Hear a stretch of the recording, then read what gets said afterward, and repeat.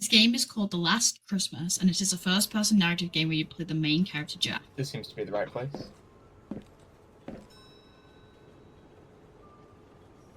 It looks like a map with writing, but it's too dark to see what it says. Maybe there's a light around here. You explore the new town called Sherford, the game taking place in 2015, 3 years post-apocalypse. You learn information about what happened throughout most of the world through picking up notes, reading signs, and reading Jack's personal journal. It looks like a note. I'll add it to my journal.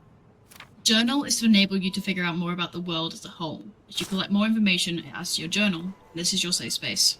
Journal allows you to learn about the lore in more depth, to find out more about who you play, what Jack's goals are, and current quests or missions you have to complete.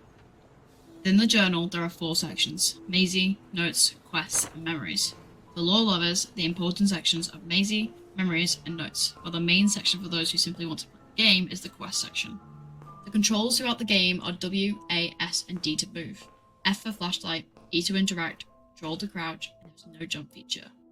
To allow the player to grasp the controls, a UI pops up on the screen telling the player what to do during a vertical slice. It says it's For the first time doing things, the player will no longer receive these UI hints. If the game were to be fully finished, there would be some extra cutscenes throughout the game. Some would be simple to make, and others more difficult. For example, there would be a cutscene here showing where the torch sits. Perfect. But it looks like it needs batteries.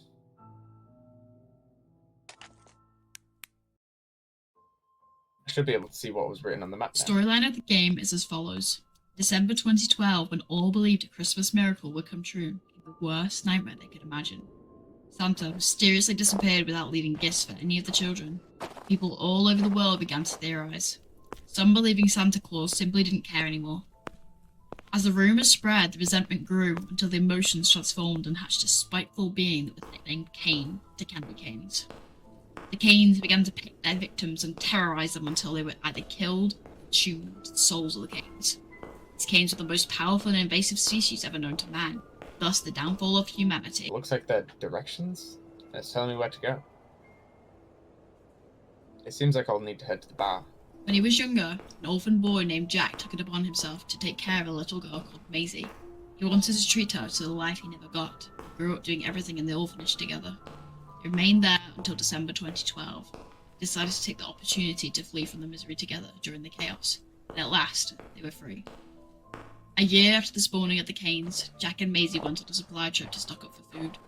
That day was never forgotten by Jack.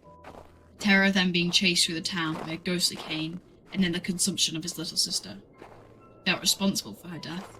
He couldn't stop the Canes from killing her, no matter how hard he had tried.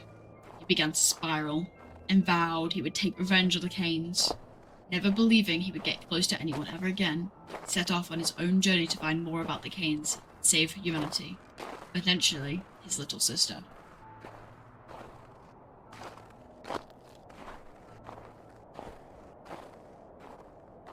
This looks like the right place. I guess the only way forward is through the bar. PEGI rating of our game is 16, and our target audience is for teens to young adults. Of course, anyone who has a love for narrative games.